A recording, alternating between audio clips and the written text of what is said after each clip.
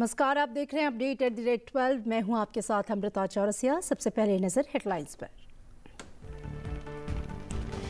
Israel के प्रधानमंत्री Netanyahu ने भारत को बताया ग्लोबल पावर और प्रधानमंत्री नरेंद्र मोदी को अपना मित्र।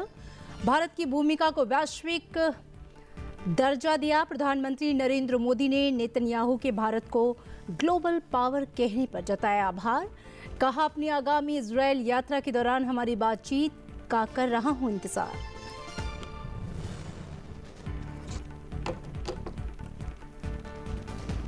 उपराष्ट्रपति सीपी राधाकृष्णन आज उपराष्ट्रपति एन्क्लेव में गुयाना के उपराष्ट्रपति डॉक्टर भारत जगदेव से करेंगे मुलाकात। इस शिष्टाचार भेंट के दौरान भारत और गुयाना के बीच द्विपक्षीय संबंधों, सहयोग और आपसी हितों से जुड़े मुद्दों पर होगी चर्चा।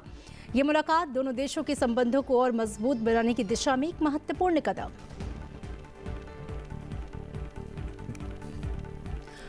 भारत और ब्राजील के रिश्तों को नई मजबूती देते हुए ब्राजील के राष्ट्रपति लूला दा सिल्वा ने दोनों देशों की साझेदारी को बताया खास। व्यापार 10.5 अरब डॉलर पहुंचा, लक्ष्य 30 अरब डॉलर का। निर्वाचन आयोग 24 फरवरी को नई दिल्ली में एक नेशनल राउंड टेबल कॉन्फ्रेंस का करेगा आयोजन। ज्ञानेश कुमार की अध्यक्षता में होने वाली इस बैठक में चुनावी प्रक्रिया को और पारदर्शी और तकनीकी रूप से मजबूत बनाने पर होगी चर्चा। तकनीक के बेहतर इस्तेमाल, ईवीएम और मतदाता सूची प्रबंधन को मजबूत करने जैसे मुद्दों पर होगा विचार। मणिपुरी फिल्म बूंग ने BAFTA अवार्ड 2026 में सर्वश्रेष्ठ बाल और पारिवारिक फिल्म का पुरस्कार जीत रचा इतिहास। गुगुन किपगेन और बाला हिज्जा मुख्य भूमिकाओं में फिल्म ने लीलो एंड स्ट्रिच, आर्को और ज़ूटरोपोलिस 2 जैसी अंतर्राष्ट्रीय फिल्मों को पीछे छोड़कर हासिल किया ये सम्मान। और खबरें विस्तार से। लोकसभा अध्यक्ष ओम बिरला ने कोटा महोत्सव के अवसर पर संसदीय क्षेत्र कोटा में जीवनदायिनी मां चंबल नदी की आरती और दीपदान किया।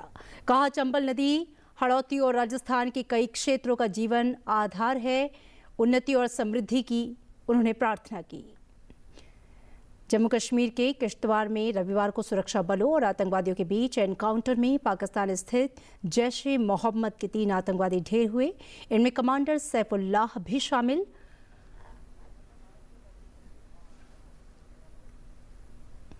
और अब बात करते हैं भारत को एक वैश्विक शक्ति और प्रधानमंत्री नरेंद्र मोदी को अपना मित्र बताते हुए इजरायली प्रधानमंत्री बेंजामिन नेतन्याहू ने रविवार को पश्चिम एशिया और इसके आसपास के क्षेत्रों में एक अष्टभुज गठबंधन की अपनी परिकल्पना के बारे में बात की, जिसमें भारत भी शामिल होगा। प्रधानमंत्री नरेंद्र मोदी प्रधानमंत्री बेंजामिन नेतन्याहू के भारत को एक ग्लोबल पावर बताने के लिए उनका धन्यवाद व्यक्त किया।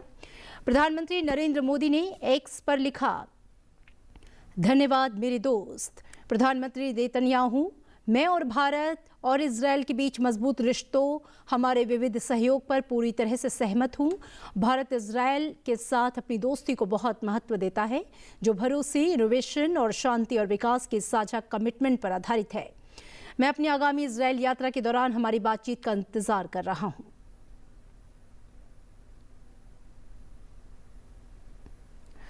और प्रधानमंत्री नरेंद्र मोदी ने रविवार को उत्तर प्रदेश के मेरठ में शताब्दी नगर नमो भारत स्टेशन से मेरठ मेट्रो और नमो भारत ट्रेन को झंडी दिखाकर रवाना किया। प्रधानमंत्री ने इस परियोजना को विकसित उत्तर प्रदेश और विकसित भारत के लिए नई ऊर्जा का स्रोत बताया। इस अवसर पर प्रधानमंत्री ने 82 किलोमीटर लंबा दिल्ली मेरठ नमो भारत कॉरिडोर राष्ट्र को समर्पित किया। उन्होंने देश की पहली नमो भारत क्षेत्रीय तीव्र पारगमन प्रणाली के शेष खंडों का उद्घाटन किया।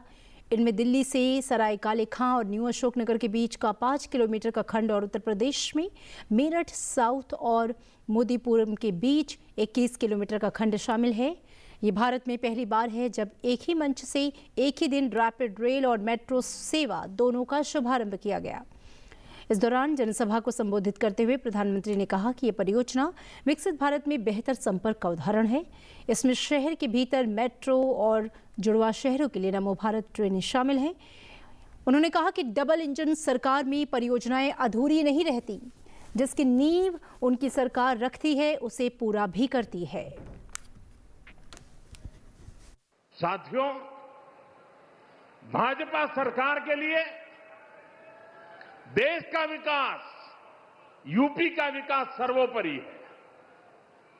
लेकिन आप याद करिए, 10 साल पहले तक यूपी की चर्चा किन बातों के लिए होती थी? हर किसी को मेरठ के दंगे, पश्चिम यूपी में क्रिमिनलों की गैंग, खराब सड़कें, बिजली की कटौती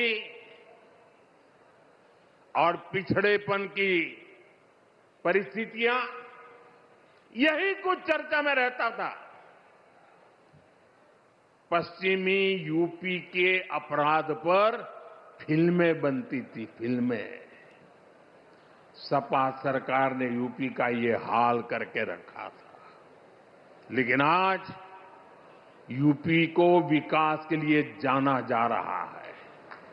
आज हमारे यूपी को ब्रह्मोस के लिए मोबाइल फोन बनाने और एयरपोर्ट के लिए पर्यटकों की सुविधा लगातार बढ़ती संख्या के लिए जाना जाता है। यूपी स्पोर्टिंग इकोसिस्टम में भी अपनी पहचान बढ़ा रहा है। मेरठ में स्पोर्ट्स यूनिवर्सिटी का काम तेजी से पूरा किया जा रहा है। साथियों, सपा राज में जो अपराधी बेखौफ गुमा करते थे, वो आज योगी जी की सरकार में जेलों में दिन बिता रहे हैं। आज किसी की हिम्मत नहीं है कि कॉलेज से पढ़कर निकल रही हमारी किसी बेटी का अपमान कर सके। साथियों, जब कानून व्यवस्था सुधरती है तो व्यापार, कारोबार और दुकानदारी के लिए भी माहौल बनता है। इसलिए आज यूपी की अर्थव्यवस्था में भी जबरदस्त उछाल देखने को मिल रहा है। योगी जी के नेतृत्व में यूपी देश का बड़ा मैन्युफैक्चरिंग हब बन रहा है। कल ही मुझे यूपी की पहली सेमी कंडक्टर फैक्ट्री का शिलान्यास करने का अवसर मिला है। इस सेमी कंडक्टर फैक्ट्री के बनने से यूपी का सामर्थ्य और ज्यादा बढ़ जाएगा। इससे यहां नए निवेश, नए रोजगार के लिए अद्भुत संभावनाएं बनेगी। मैं आपको विश्वास दिलाता हूं, भाजपा की डबल इंजन सरकार ऐसे ही यूपी को देश की सबसे बड़ी इकोनॉमी बनाने के लिए काम करती रहेगी। यूपी विकसित होगा तो ही भारत विकसित होगा। अपनी यात्रा के दौरान प्रधानमंत्री ने मेरठ मेट्रो में यात्रा की और छात्रों और यात्रियों से बातचीत की। प्रधानमंत्री ने इस परियोजना को नारी शक्ति का प्रतीक बताते हुए इसकी सराहना की और कहा कि अधिकांश ट्रेन संचालक और स्टेशन नियंत्रण कर्मचारी महिलाएं हैं। उन्होंने देश की पहली नमो भारत रैपिड रेल सेवा के लिए उत्तर प्रदेश के लोगों को बधाई दी।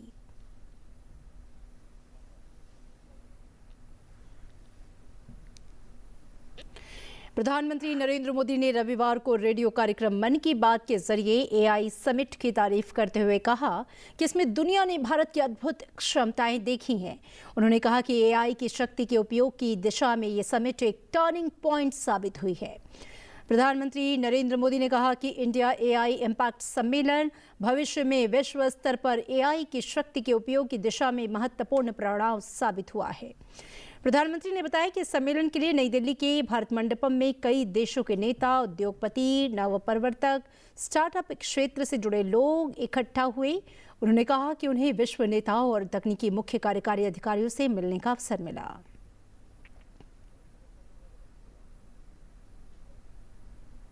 मन की बात देश और देशवासियों की उपलब्धियों को सामने लाने का एक मजबूत प्लेटफॉर्म है। देश ने ऐसी ही उपलब्धि अभी दिल्ली में हुई ग्लोबल एआई इम्पैक्ट समिट के दौरान देखी।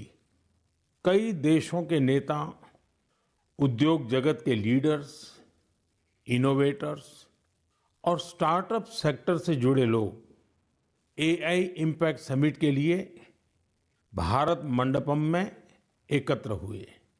आने वाले समय में एआई की शक्ति का उपयोग दुनिया किस प्रकार करेगी, इस दिशा में यह समिट एक टर्निंग पॉइंट साबित हुई है। साथियों, समिट में मुझे वर्ल्ड लीडर्स और टेक सीईओ से मिलने का भी अवसर मिला। एआई समिट की एग्जीबिशन में मैंने वर्ल्ड लीडर्स को ढेर सारी चीजें दिखाई। मैं दो बातों का विशेष रूप से उल्लेख करना चाहता हूं। समिट में इन दो प्रोडक्ट्स ने दुनिया भर के लीडर्स को बहुत प्रभावित किया। पहला प्रोडक्ट अमूल के बूथ पर था। इसमें बताया गया कि कैसे एआई जानवरों का इलाज करने में हमारी मदद कर रही है और कैसे 24/7 एआई असिस्टेंट की मदद से किसान अपनी डेयरी और जानवर का हिसाब रखते हैं। साथियों, दूसरा प्रोडक्ट हमारी संस्कृति से संबंधित था। दुनिया भर के लीडर्स ये देखकर हैरत में पड़ गए कि कैसे एआई की मदद से हम हमारे प्राचीन ग्रंथों को, हमारे प्राचीन ज्ञान को, हमारी पांडुलिपियों को संरक्षित कर रहे हैं, आज की जनरेशन के अनुरूप ढाल रहे हैं। साथियों, एग्जीबिशन के दौरान डिस्प्ले के लिए सुश्रुत संहिता का चयन किया गया। पहले स्टेप में दिखाया गया कि कैसे टेक्नोलॉजी की मदद से हम पांडुलिपियों की इमेज क्वालिटी सुधारकर उन्हें पढ़ने लायक बना रहे हैं। सेकंड स्टेप में इस इमेज को मशीन के पढ़ने लायक टेक्स्ट में बदला गया। अगले स्टेप में मशीन रीडेबल टेक्स्ट को एक एआई अवतार ने पढ़ा और फिर अगले स्टेप में हमने ये भी दिखाया कि कैसे टेक्नोलॉजी से ये अनमोल भारतीय ज्ञान इंडियन लैंग्वेजेस और विदेशी भाषाओं में ट्रांसलेट किया जा सकता है। भारत के प्राचीन ज्ञान को आधुनिक अवतार के माध्यम से जानने में वर्ल्ड लीडर्स ने बहुत दिलचस्पी दिखाई। साथियों, इस समिट में दुनिया को एआई के क्षेत्र में भारत की अद्भुत क्षमताएं देखने को मिली है। इस दौरान भारत ने 3 made in India AI model भी लॉन्च किए। ये अपने आप में अब तक की सबसे बड़ी एआई समिट रही है।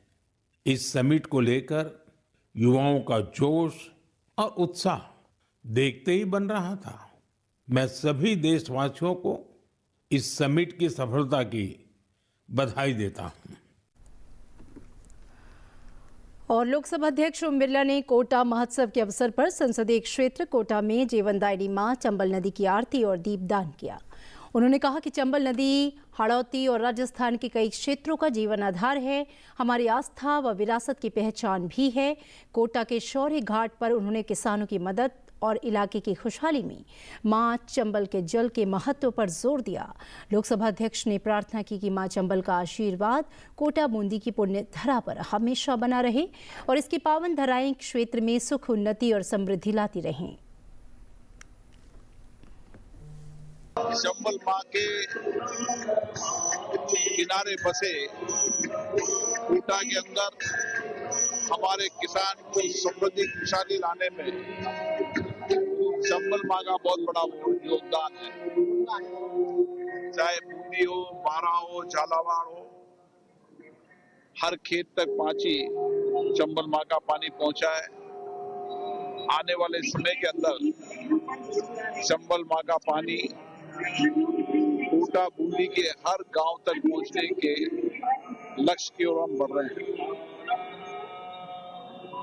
कोटा चंबल मां की वजह से जहाँ 365 दिन कोई नदी हमेशा जहाँ पानी रहता है तो चंबल मां नदी है। इसीलिए चंबल के किनारे आने वाले समय में नए उद्योग और चंबल सफारी के माध्यम से देशी विदेशी पर्यटक बड़ी संख्या में आएंगे। आज हम सबने चंबल मां से वरदान मांगा कि हाड़ौती में समृद्धि आए, राजस्थान में समृद्धि आए, देश में समृद्धि आए, खुशहाली आए, किसान मजदूर नौजवान सबके जीवन में परिवर्तन हो और चंबल मां का आशीर्वाद ऐसे बना रहे। जम्मू कश्मीर के किश्तवाड़ जिले में भारतीय सेना ने बड़ी कार्रवाई की है। रविवार को सुरक्षा बलों ने एनकाउंटर में पाकिस्तान के आतंकी संगठन जैश ए मोहम्मद के 3 आतंकवादियों को मार गिराया। अधिकारियों ने बताया कि मारे गए आतंकवादियों के शव इतने जल गए कि उनकी पहचान करना मुश्किल है।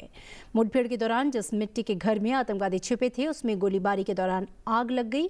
प्रारंभिक जांच से संकेत मिले हैं कि मृतकों में एक सैफुल्लाह था, जो जेएम का कुख्यात कमांडर माना जाता है। सैफुल्लाह करीब 5 साल पहले जम्मू कश्मीर में मुठभेड़ कर चुका था और तब से क्षेत्र में सक्रिय था।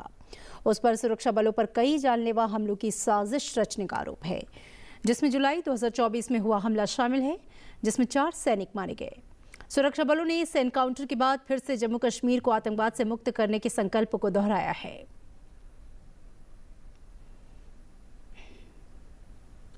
तीन राज्यों में एक बड़े काउंटर टेरर ऑपरेशन के तहत दिल्ली पुलिस ने लश्कर-ए-तैयबा के एक मॉड्यूल को निष्क्रिय किया। इस मॉड्यूल में 8 ऑपरेटिव शामिल थे, जिनमें 7 बांग्लादेशी नागरिक थे जो भारत में गैर कानूनी तरीके से घुसे थे और नकली पहचान दस्तावेज प्राप्त कर चुके थे।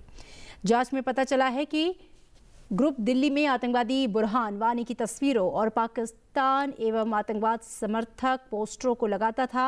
इसके बाद पश्चिम बंगाल और तमिलनाडु में संयुक्त छापेमारी कर ये गिरफ्तारियां की गई हैं।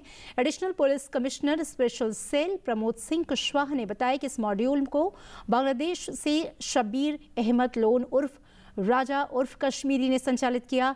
शब्बीर अहमद लोन जम्मू कश्मीर का एक सक्रिय लिट्टे आतंकवादी है। वो पहले भी 2007 में दिल्ली पुलिस स्पेशल सेल द्वारा हथियार और गोला बारूद बरामदगी के मामले में गिरफ्तार हो चुका है, जिसमें AK-47 राइफल और ग्रेनेड शामिल थे। 8 persons have been arrested in this case. Of the 8 persons, 7 are from Bangladeshi nationals. Arrest of initial 2 persons was done on 15th. Their role has emerged is that on 7th of February, anti-national posters were affixed on metro pillars near Kashmiri Gate area. Acting quickly and swiftly on this information, Delhi Police Metro Unit identified the persons who had affixed the posters and traced their route. And so they came to this conclusion that these people had come from West Bengal, Kolkata, and they had gone back to Calcutta. The case was subsequently transferred to Delhi Police Special Cell. Our team, which was led by DCP Amit Kaushik and Inspector Sunil and Inspector Dheeraj, acted very swiftly and they went to Calcutta and arrested these 2 persons with the help of local police. The initial 2 arrests was of Umar Farooq, who is a resident of Malda, and second arrest was of Robil Islam, who is a resident of Bangladesh. From their arrest, it emerged that they were being handled by a person by the name Shabbir Ahmad Loan. Shabbir Ahmad Loan is a convicted terrorist of Delhi Police Special Cell case of 2007, wherein he was arrested with AK-47 and hand grenades. देश की चुनावी व्यवस्था को और मजबूत और आधुनिक बनाने की दिशा में चुनाव आयोग एक बड़ा कदम उठाने जा रहा है। भारत निर्वाचन आयोग 24 फरवरी 2026 को नई दिल्ली के भारत मंडपम में नेशनल राउंड टेबल कॉन्फ्रेंस का आयोजन करेगा। करीब 27 साल बाद ये आयोजित हो रही है और इस अहम बैठक में सभी राज्यों, केंद्र शासित प्रदेशों के राज्य चुनाव आयुक्त, मुख्य निर्वाचन अधिकारी, तकनीकी व कानूनी विशेषज्ञ हिस्सा लेंगे। मुख्य चुनाव आयुक्त ज्ञानेश कुमार की अध्यक्षता में होने वाली इस कॉन्फ्रेंस में चुनावी प्रक्रियाओं को और पारदर्शी और प्रभावी बनाने पर चर्चा होगी। बैठक में तकनीक के बेहतर इस्तेमाल, ईवीएम, मतदाता सूची प्रबंधन को मजबूत करने जैसे मुद्दों पर विचार किया जाएगा। इस पहल का उद्देश्य केंद्र और राज्यों के बीच बेहतर समन्वय स्थापित कर चुनाव प्रबंधन को और सशक्त बनाना है।